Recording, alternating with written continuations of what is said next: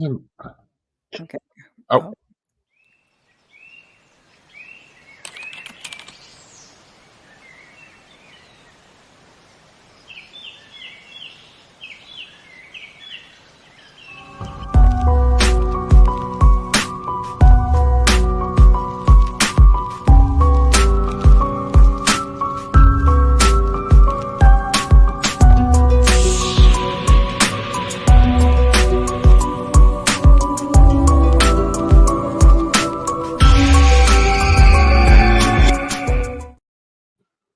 welcome back, everybody, to another episode.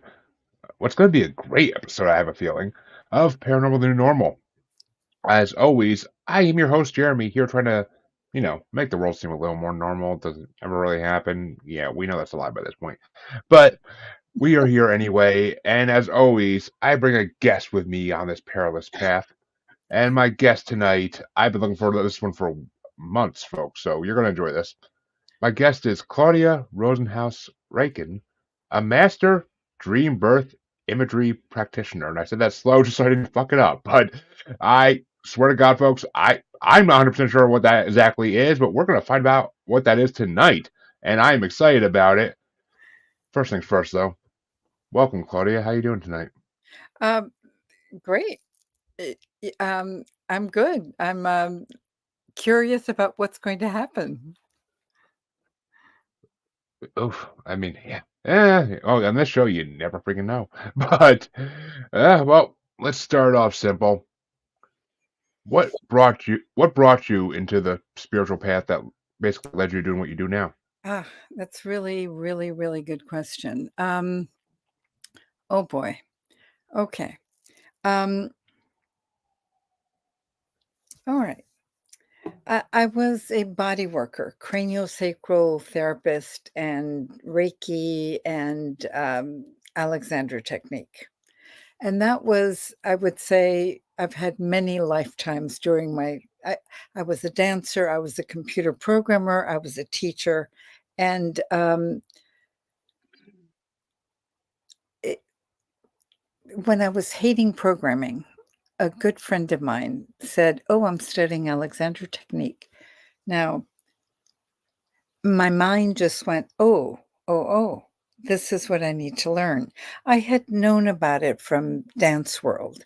And I told my friend I want to study it. She says, "You're crazy. I just mentioned it." I said, "No, I know, but it's what I'm supposed to do." So it was a sort of a knowing. I called up her teacher who said, "Well, you have to, be my client for a year before I'll let you study." So I did. Any case, that was really, I think, the start of the work that I do. But all right, fast forward. I got late. Well, Go ahead. before we fast forward for really fast, because I'm going to forget these questions if I don't ask them. I just want to say one, big supporter of Reiki. I worked with a Reiki master for 6 months. I'm a big supporter of it. So my listeners already know how I feel about it. So I'm not going to go too into depth about it. But the Alexandra technique, on the other hand, I can't say I've ever heard of that, and I'm kind of curious as to what it is. It's interesting. It's the oldest of Alexander technique is known by musicians and dancers, professional classical musicians, because um, Alexander technique gets your body in very easeful alignment, so you can use your hands, fingers very freely. Dancers also use it so that they can dance without getting hurt. So I they don't do such a great PR job, but I it, uh, it makes the body feel really good and aligned easily. I hear the voice. Um, but what I mean is it just like a meditation technique No, or no, like a no, breath no, no, no, work? it's body work, it's body work. So, you partly get on a massage table and you partly, the practitioner is, uh taught to be very free in the body and hands. So, for example, then you'll touch the back of the neck and everything will release in the person. So you um, reteach a person how to move in a way that they will be freer, aligned without any tension, and to be able to use their body in a much better way. So it's the massage table, but then you also um, teach a person how to sit and stand and walk. And so my hand then becomes very, uh, it, it conducts, it frees up muscles. You learn how to do that, how to really help release muscles. Different than Reiki because you're touching the person and it's almost like you're educating the body and how to move and be more free. Okay, I mean, okay. Yeah, I honestly had no idea what it was, so that Yeah, yeah, yeah. So that clears it up. so they're all very related, actually, the three body things that I did, and that's what I did for a long time after leaving uh, body work. I mean, programming. Until, okay, how does I was adopting. I adopted children from China already when Oh, I was 48 and 50 years old. Because I got married pretty late. I had a little bit of a wild life beforehand. nothing wrong with that. Yeah. And, so, when I was seeing the woman, she became a very good friend, but she was a psychic. I was seeing her as a psychic. She was helping me through the adoption process. And she said to me one day, "You have to work with pregnant people." And I was like, "What? Why me? Why me? I haven't gotten pregnant." And she said, "Well, because you'll have a lot to offer." And it didn't make any sense to me. Um, but she told me, even though it made no sense whatsoever, but I always took notes. You know, she talked, I would take notes, that I would teach parents how to talk to their babies while they were in the womb and even before they were conceived or after a miscarriage or abortion. This felt like gobbledygook to me. I just wrote it down. But uh, m- sort of much, it ended up that I became a doula. I realized that the body work that I did was very helpful. I could touch a woman and she could be released. You know, it hurts less.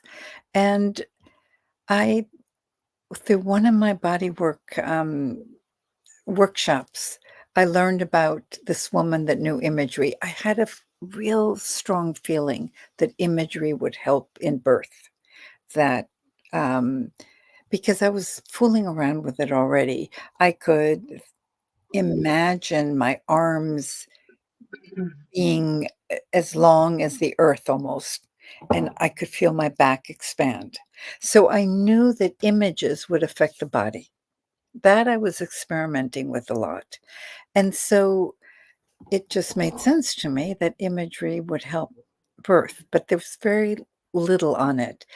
Uh, I ended up learning about Catherine Shaneberg, who's an expert in imagery. And I went to her and I said, "Can you teach me imagery for birth?" She went, "Yeah, of course I can. I can teach, imagery that's good for everything." So I began working just by myself. And she finally said, "Claudia, I'm so much better if you get me a group. Get me a group of doulas." I became a doula. Um, and a doula is someone that accompanies a person during birth for her physical and psychological comfort, right? I don't deliver the baby. It, I know a lot about birth, so I can help and say, no, no, that's normal. relax, don't freak out, you know. But with the imagery, I could help them calm a lot more, um, have short visualizations where they can become they float and they become the water. The more relaxed you are, the less it hurts. Okay, Of course. so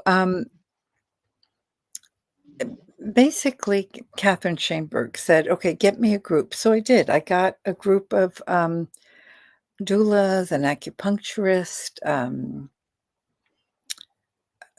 a, s- a- a psychologist that worked uh,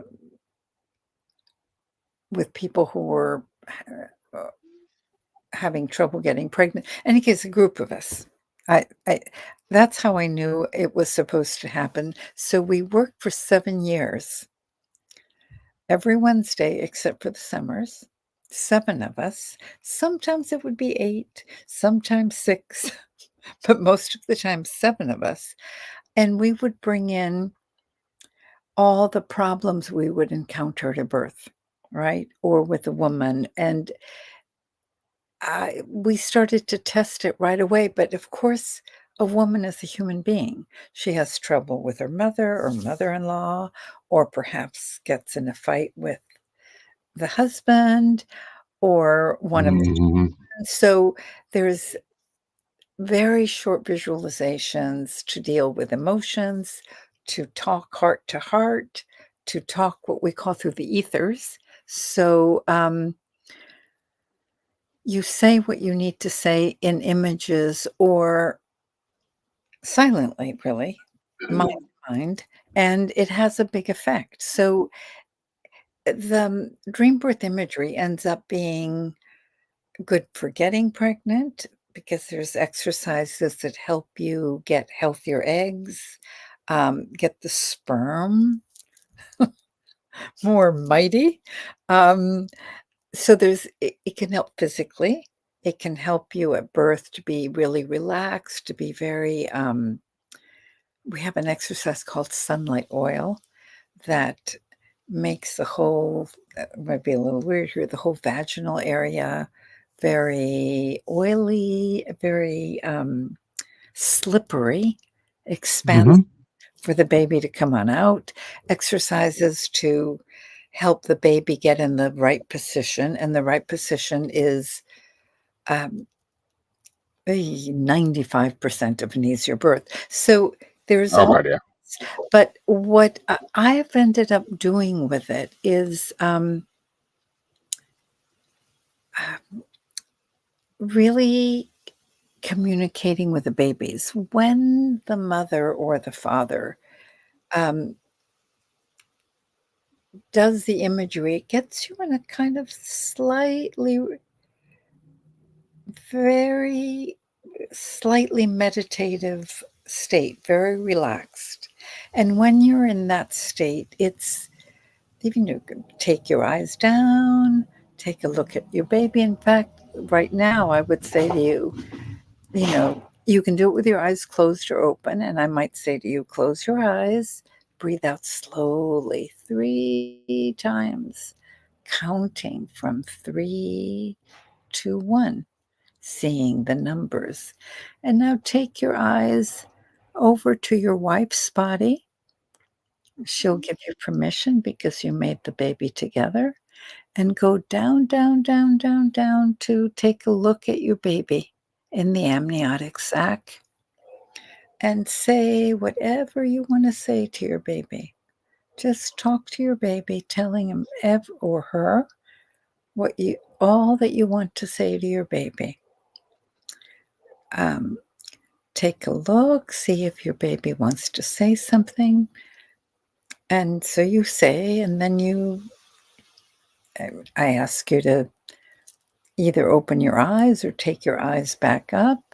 And okay, right now, were you being able to do this or you were just listening to my words?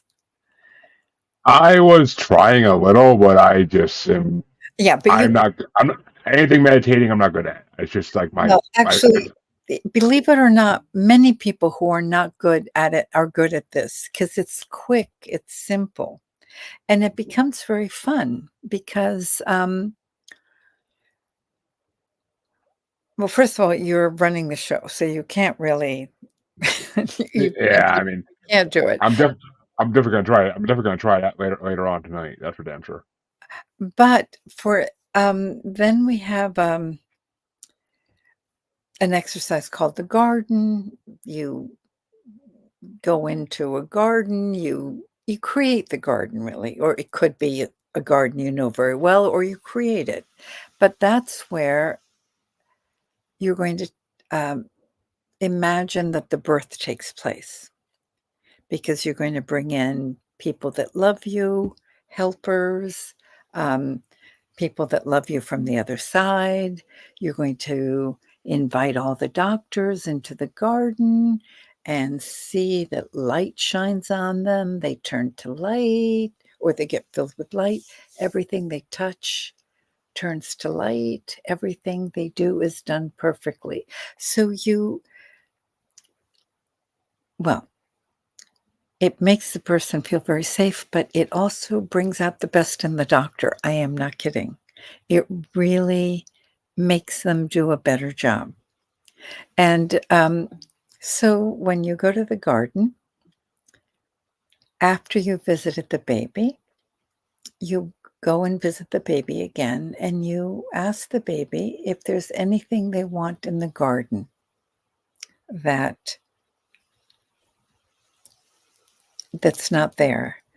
Every baby, every baby. Oh, way more than 300 at this point because there's many. I've attended 300 births, but I've helped many more. I've worked with many more people whose births I don't attend, but the babies, oh, I wish I could, I don't know if I can show you. Um, Babies want blankets. One baby wanted pebbles. And I Sounds said, like my kid. wait, what? Sounds Yeah. like my daughter. Yeah. Well, actually, don't laugh because, or laugh. Uh, the baby that wanted pebbles was about 11 years ago. And last summer, his mother uh, commented something in my Instagram. And I remembered that her baby had wanted pebbles. Babies wanted bunny rabbits, my daddy, my sister, uh, swing, fish, but pebbles I had never heard. So I wrote to the mother. I said, "I remember your baby wanting pebbles. Is he into pebbles?" She sent me 5 photos. I have them in my computer. He, is obsessed with small pebbles and stones. He arranges them, on his little piano, in the car, everywhere. He has, arrangements of pebbles. And she says they can't go anywhere without taking bags that he can, fill them with pebbles and stones. S Yeah, Ye I mean, it makes sense. It makes sense, honestly, if they want something as a baby in the womb that it's gonna be like an attachment type thing. I Well, mean, they are already a full person. They already know what they're coming in for. They already chose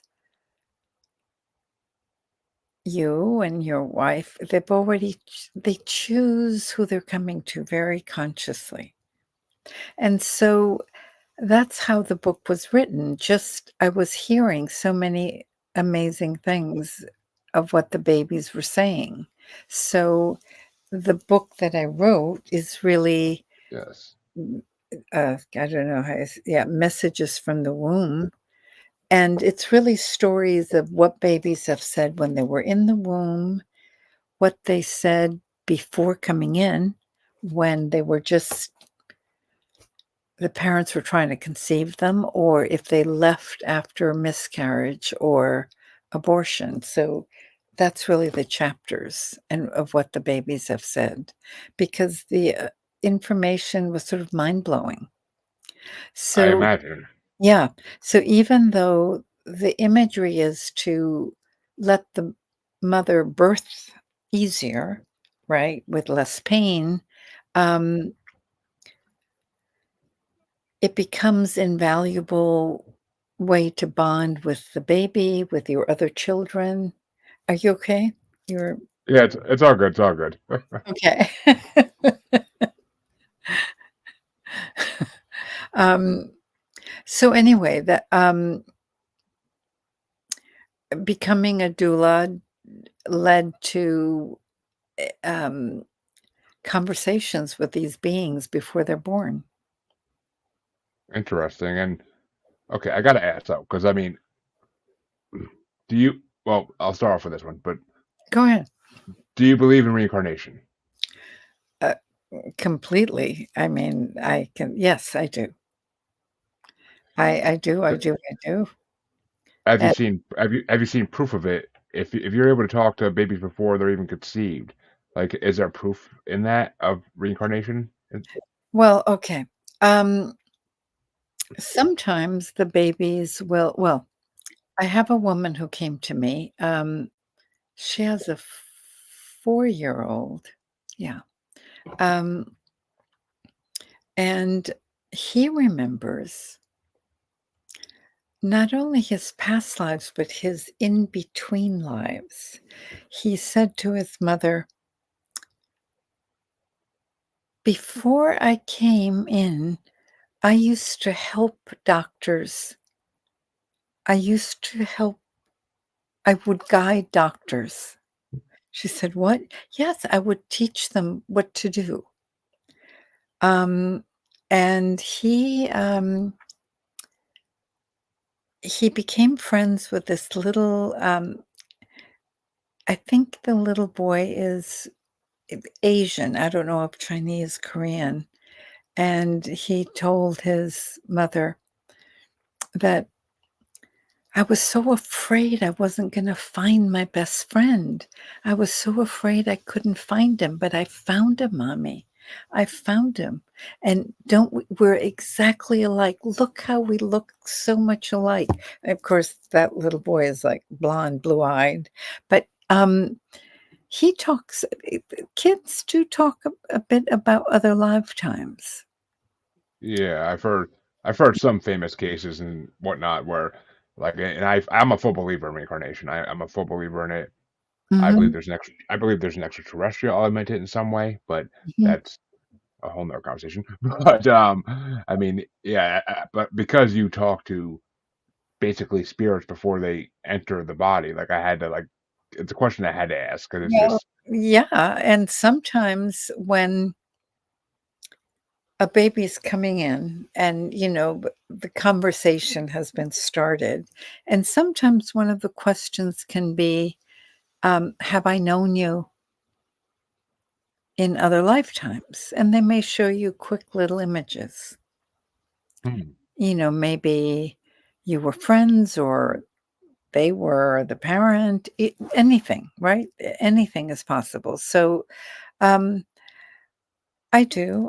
I mean, I have images of what must be other lifetimes, right? I mean, of being beheaded, being burnt. So for sure, I think,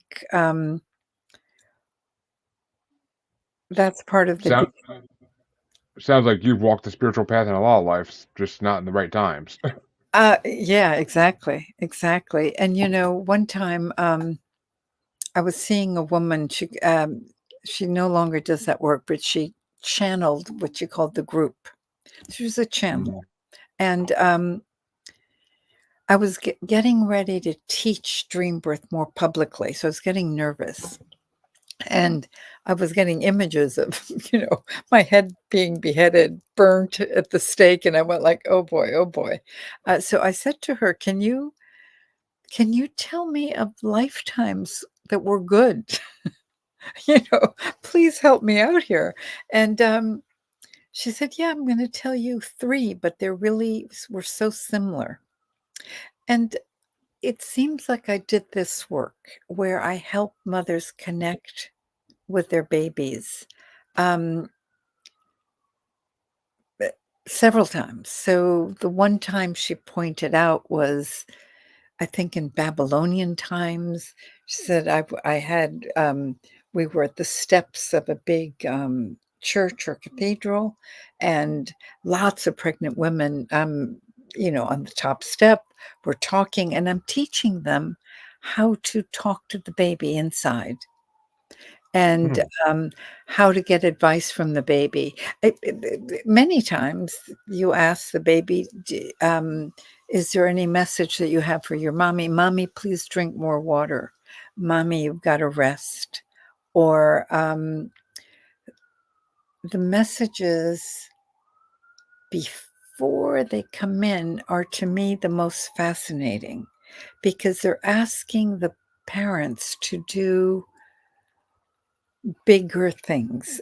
In other words, okay, today I had a session with someone. Um, she's going to be a single mom, and through IVF, she has a donor. Okay.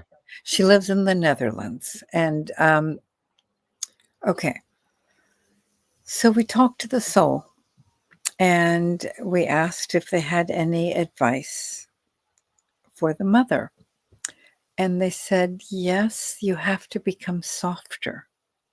You need to become softer. Now she's, I think, comes from a somewhat judgmental mother, or some mother who could be very judgmental. So she's, uh, um, Guarded. can have, yeah, exactly. That's a good word. And one of my favorite dream birth exercises to do is to ask the person to see their helpers, both ancestral or angelic. And especially after they've done it and can see or feel them, I often have the people ask for advice. So um, we asked her helpers what would help her with this problem with being more vulnerable. And they said, you already are soft. You just need to let yourself be soft. Mhm. So the things before they come in are, I need you to be happier. I need you to be softer. I need you to be not as scared, right? Once they're in, it's mommy, stop worrying. Mommy, be happier. Mommy, um, drink more water. But it's the babies that are giving advice before they come in that give the bigger asks. Because now with this woman, she can't be so guarded. It's not gonna work. The IVF won't work. Yeah. It's re so, um, it's And that's a lot of money spent too for that type of treatment. Because I mean I was a test tube baby back in the 80s, so you were? yeah, I mean Oh my yeah, goodness. Oh, wow. yeah, my dad had cancer, couldn't have kids, Oh, so my parents had to get in vitro for both me and my yeah, brother. So yeah, yeah, yeah, yeah, yeah. Um, I mean, I've had the gift actually of working with a mother who was really quite gifted at talking to spirits. So most mothers go look at your baby. Does your baby say anything? Yeah, my baby waved. My baby smiled. My baby, kisses me. Or my baby, or the babies say fairly simple stuff. I mean, it's not, I love you. yeah. Everything will be fine. It's short.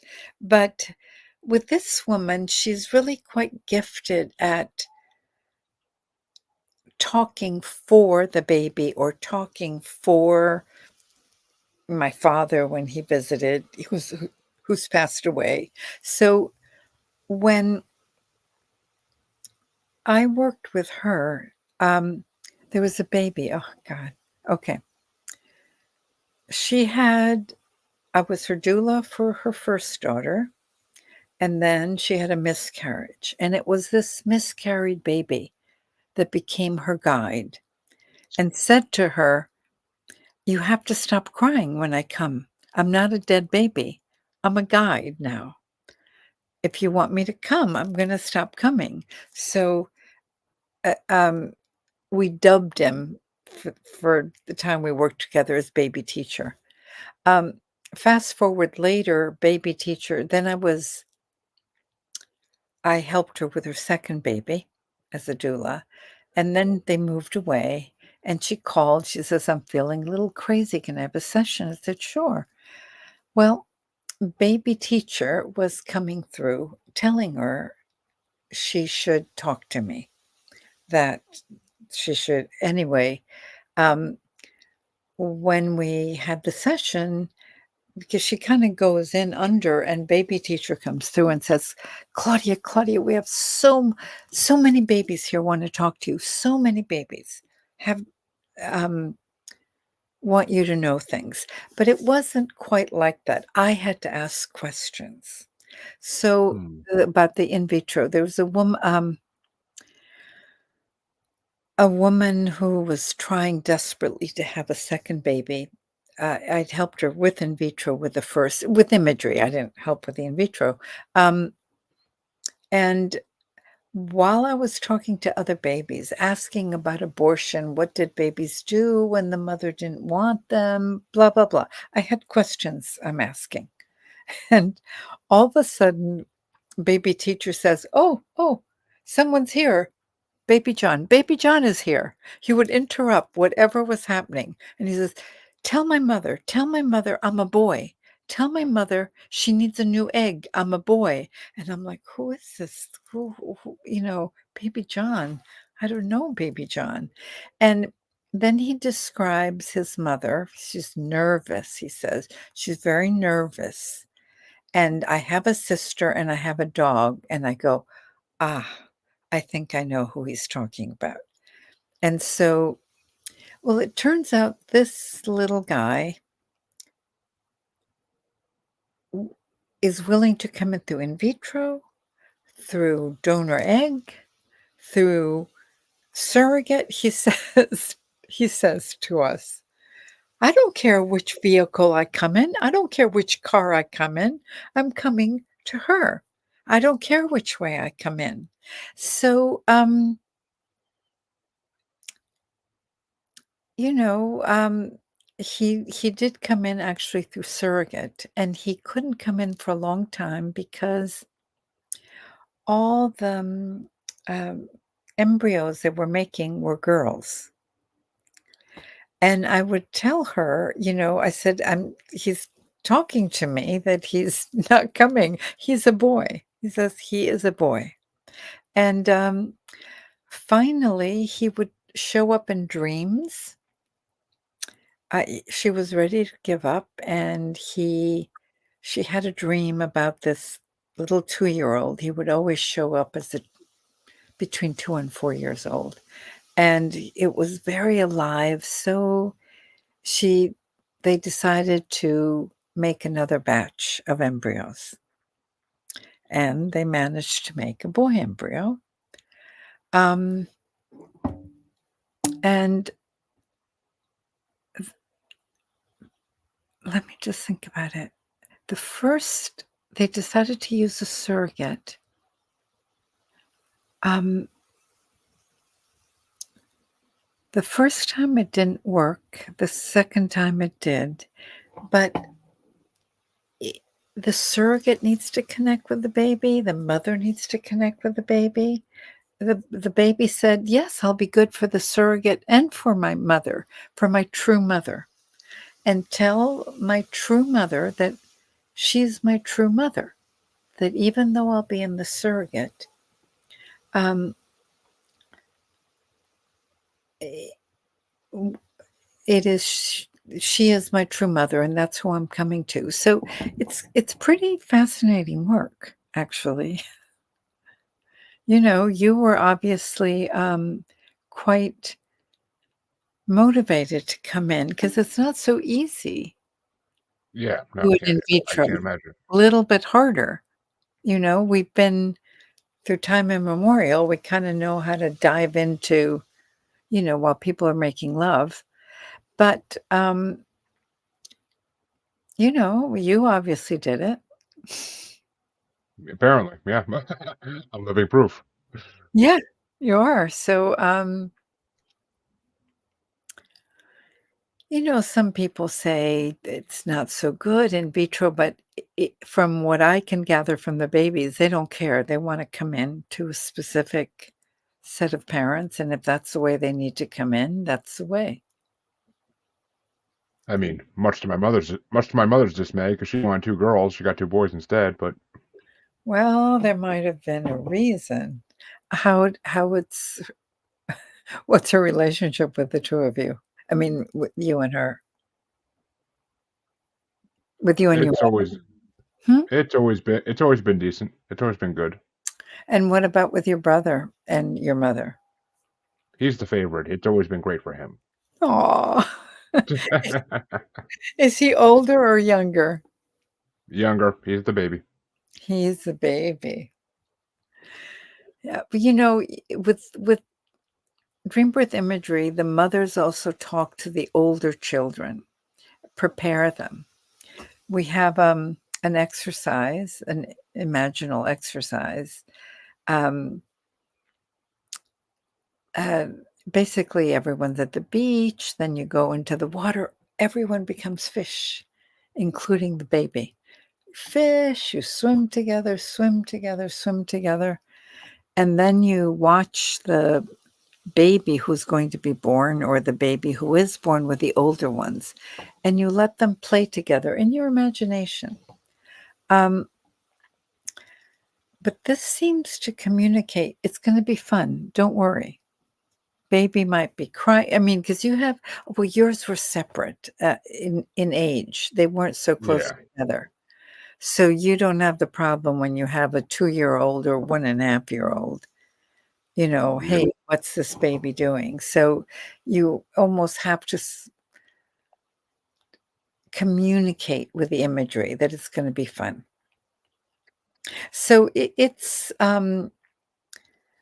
I love doing the work because it's fantastic, but I also love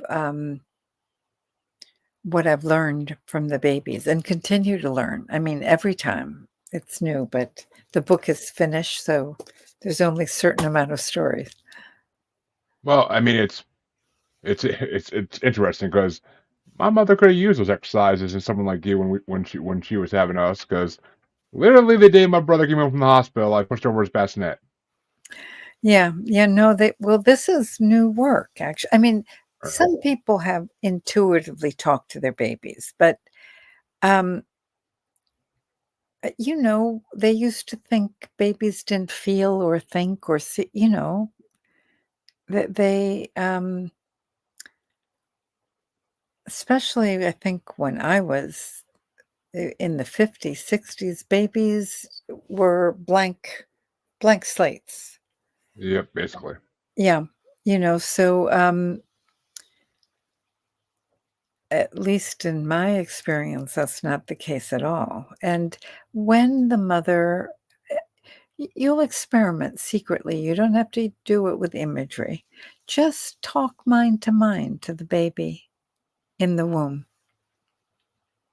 Whatever. Yeah, which Yeah. I like to think I do try to do that sometimes. Like Good. just like Good. not even knowingly, but I just try to do it sometimes. Like out of It's out of yeah. out of instinct almost. But I mean, it's just Yeah. I don't know. I mean, it's interesting, but I mean, I know like psychics, mediums, clairvoyants. They say everybody has some type of connection to the spiritual side, and that everybody has some type of ability. But can everybody do this? Is every This is father, it. every mother Actually, capable? this is yes. Okay. Let's see. I'm going through. All right. Not everybody takes to it. Some people want it more scientific. No, I don't want to do that. But I would say, I mean, I've been at 300 births and probably have worked with another couple of hundred or more. Um, yeah, they can do it. They're very short. And if you were not doing the show, I promise you, you could do some of the exercises. I would bet money you would be able to do it. So it's not so, you don't get put under, you don't have to meditate hard. It's just 3, 2, 1, boom. Let's go into a garden. What does the garden look like? It, you know, in one of the podcasts, the question was, how would you describe to a third grader what you do? That's actually a good question. Yeah. And I went, well, I teach grown-ups to do what you guys do all the time naturally. Like when you're a little bored at school, you can go someplace, right? Go in your mind someplace. Easy. That's all that I'm teaching people to do. You go into a garden, you go, it's really, really, it's re-sparking the imagination. But but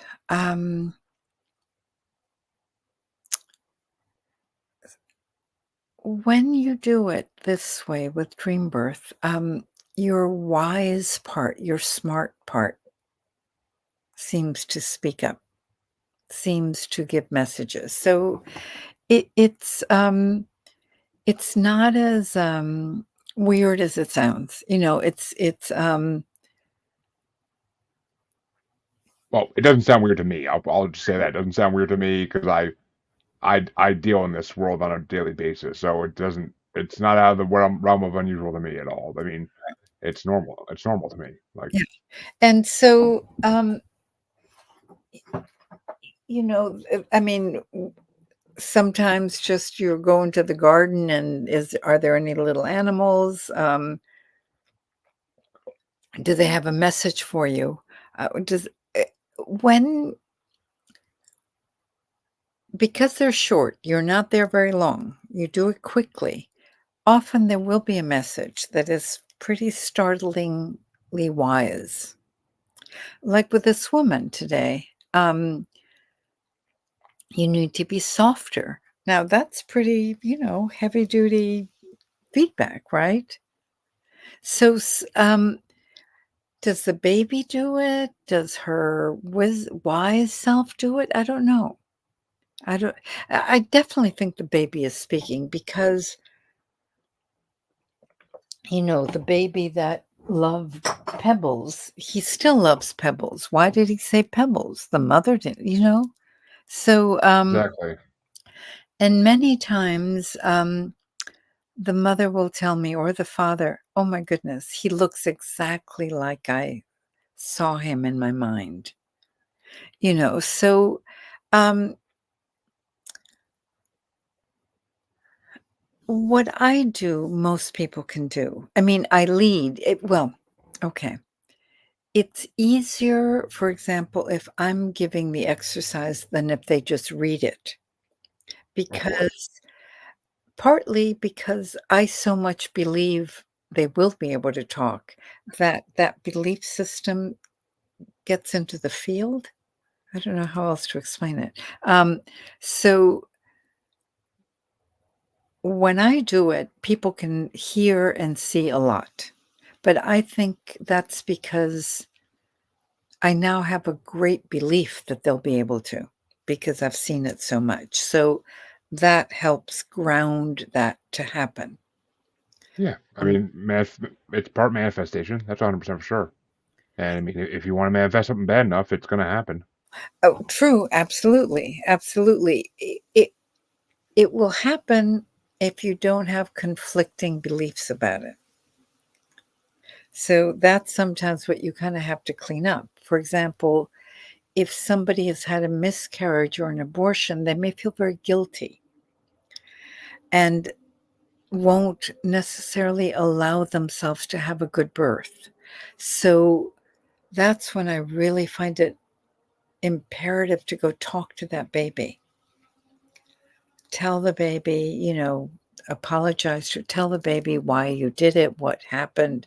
And most of the time, the baby is, I knew what would happen, or it's okay, I've moved on. Or sometimes you ask the baby, are you willing to come again now that I can have you? And the baby will say yes. So, but if you're feeling guilty about stuff, you sometimes won't let yourself manifest because you don't think you deserve. You know what I mean? Yeah, of So, course. so sometimes I find that's the task. I have to unguilt a person, give them permission. And Makes usually, sense. yeah, and usually that can be done most with who they feel they've hurt. If who they've hurt says, I'm fine, I'm good, or then they're much better. They can Makes release sense. guilt, yeah. Which, I mean, I was waiting to the end of the show for this because I didn't want to throw this on people in the beginning of the episode. But I mean, we've all heard. I mean, we all heard like the rumors or what happens to these certain babies who fall under worse circumstances, such as miscarriages, abortions, and stuff. And I mean, the old Catholic ideology of they're in purgatory, like how.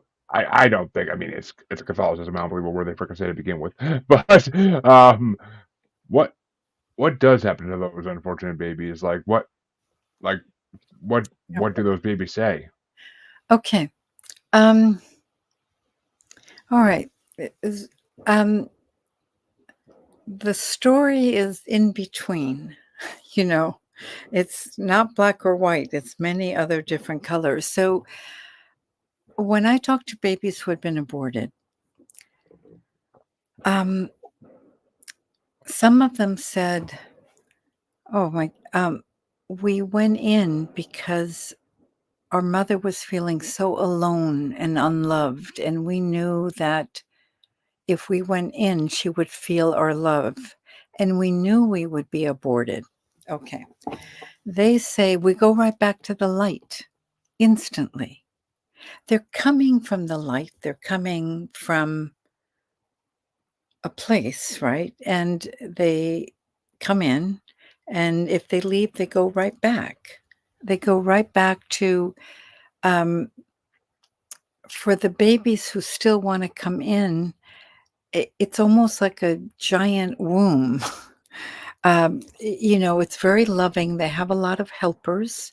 Um, Many of the babies that are aborted know they're going to be aborted, but they still come in. Um, some stay angry because they wanted to stay and they wanted to be um, coming in with that mother. And that takes some negotiating. Those, because you can't fake it. They have to be genuinely okay.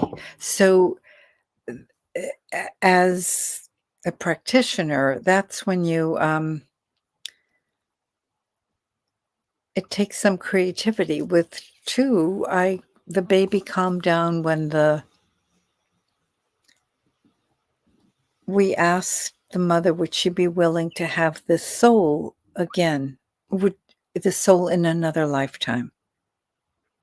And that's all it took. That's all that soul wanted. Um, you well, even I suppose Catholics believe that when you die, you go to heaven, or I suppose you go to hell. But there's a place, right? Things don't just end. We are forever. Yep. So, uh, the babies who are aborted, I'm stunned by the love that they have for the mother. They want to help the mother who's usually often feeling very lonely. I mean, I was I couldn't believe what some of these little babies said, but basically they go right back to the light. And for them the light is very present. They're just they haven't even been born, so they're still in that place, right? Of course. So um so they go back to the place where they can then come in again to somebody else or to that mother, or they decide that they will be um, a spirit that still guides and loves the mother or the family. Hmm. Um, so it's not exactly how people think. Do you know what I mean? Oh, It's they're still alive. They go right back to the light. They may depends on the soul. The soul may be angry. They really wanted to be born to that woman then. And so it takes some like with anybody, some talking it through. What can I do to make it okay by you? Do you know what I mean? And it's is this making sense? yeah. It makes perfect sense. Honestly, I mean, it really does. I mean, I was just trying to think at the same time as if I've ever heard any stories of like baby poltergeist type activity. And I mean, I've heard of people say like, they've had experiences with like phantom crying in their house, and like sometimes it relates to them saying that they recently lost a child before it was born. And That's interesting. That's interesting. That I would interpret as you need to talk to this child. You need to talk to the spirit.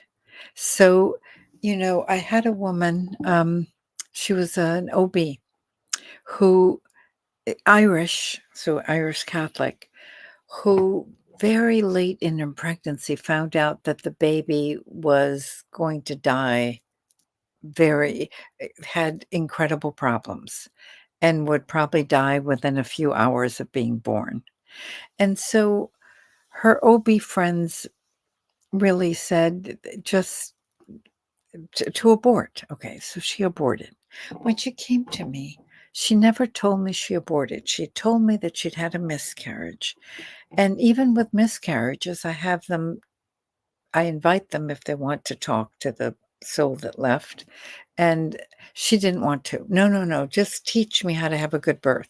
So we did all the dream birth exercises for birth, for um, staying relaxed, blah, blah, blah, all the ones that really help. And then one day, very close to her due date, she says to me, um, I lied to you. I, I aborted. And I feel like he's haunting me. He's haunting me. He's following me all over. So I go, well, okay. Um, we didn't need to call the baby. The baby was right there. So I had her just apologize to the baby, say everything she needed to say. So the woman's crying. I don't hear. It's mind to mind, right? I don't hear what she's saying. She's of just course, weeping and crying. And then I said, ask the baby what it needs you to do. Okay, here's what the baby was saying. I'm not here for you. I'm here for my brother. I want you to love my brother with all your might. That's who I'm here for. I'm here for you also, but I'm really mainly here for my brother. And I want you to, because I think he also knew that she was guilty. So she wasn't going to be able to fully give herself enthusiastically in love. yep. And he said to her, I've forgiven you. I understood what happened, but I wished you had had me and had held me in your arms for a few hours. And so that's when the mother was just weeping and weeping and weeping. So, um, But he said, "But I'm gonna be around here for my brother." So, so that's not what she thought, but that's what she understood once she finally communicated with him. Interesting. That's well, that's mind blowing actually. And kind of got me thinking though too. I'm sitting here and I'm thinking, how does it work with like twins, triplets, that type of thing? Like, have you ever actually dealt with that? Yeah, well, I mean, I've had people with twins, not triplets.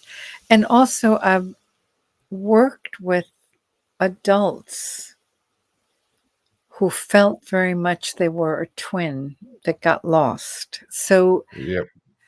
um, again, look, you can talk to anybody.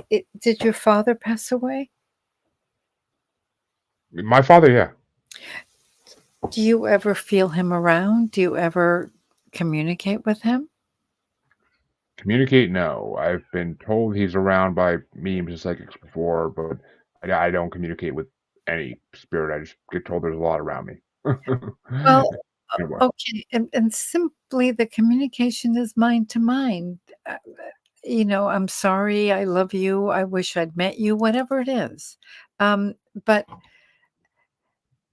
eh, so, okay, I was the doula for a woman who had twins. One of them didn't make it. She is now studying with me to learn how to do this with other women. She also is a yoga teacher and a Reiki practitioner. But with the work in the training, because she has to do all the exercises to learn them so she can use them with other people, um, she finally heard from the twin that left that, first of all, she's still around, helping her sister and the mother, but that she knew one of the reasons she wasn't born is that she knew the mother wouldn't be able to handle. She was an older mother, also done through in vitro and actually uh, um, donor egg.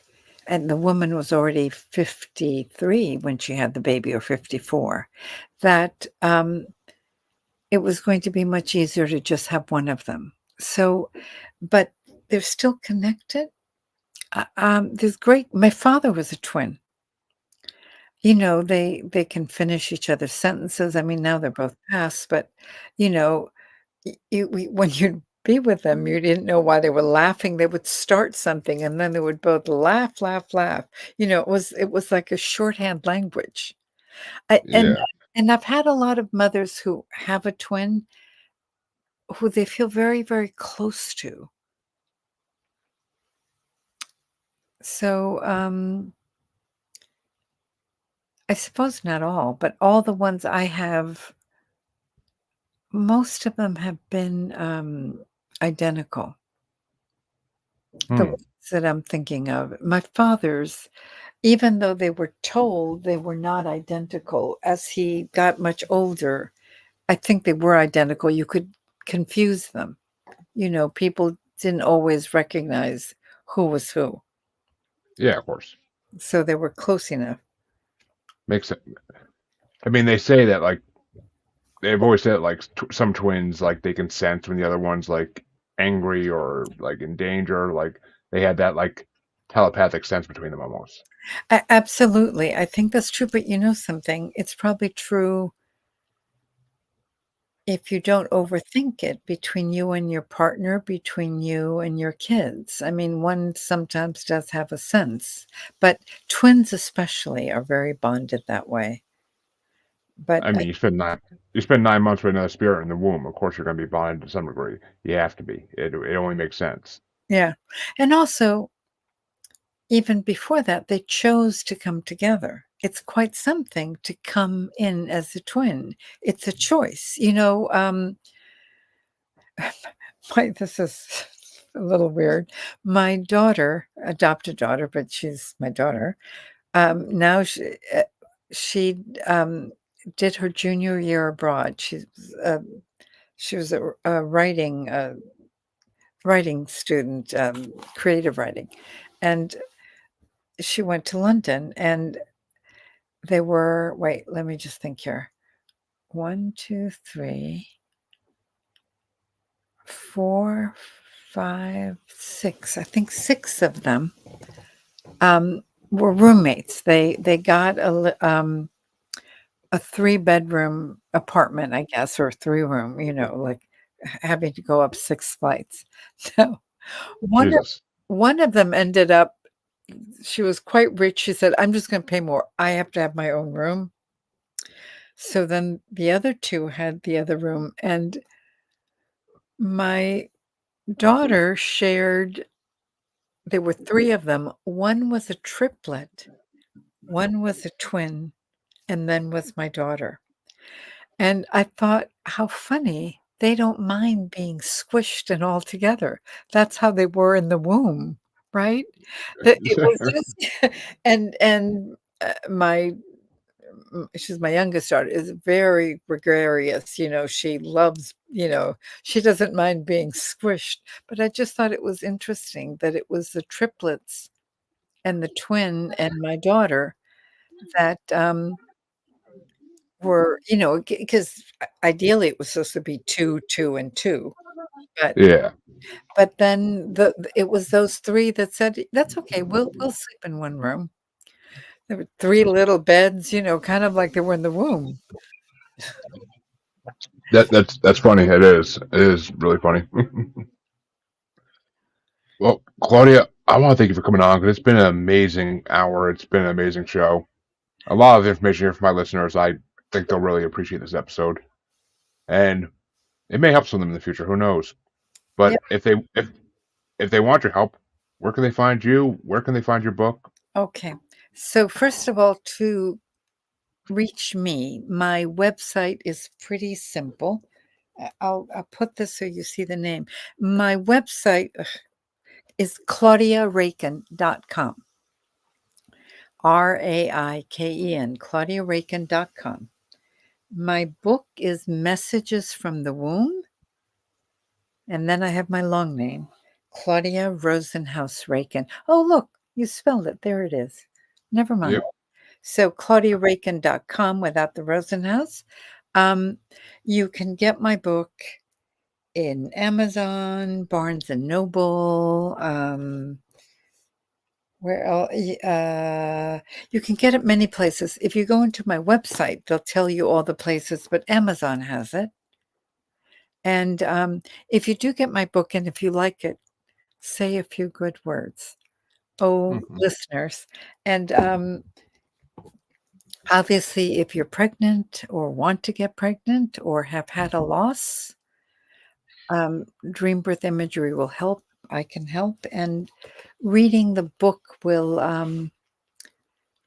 make you feel good and probably blow your mind. I'm sure. But I'm sure. yeah, it's a very loving universe in the end. Of course it is. Yeah. And yeah, there you go, guys. If you're interested in some help, go look her up. Her link will, of course, be in the description of the pod, like always. As I always like to do that for my guest. And you all know where you can find me. I mean, God, it's been scrolling across the bottom of the screen for all the watchers. Oh, listeners, it's in the outro. If you don't know by now, shame, shame, shame. And that's all I can say about it. But I will be back on Wednesday with another lovely interview, hopefully. And until then, have a good night, everybody.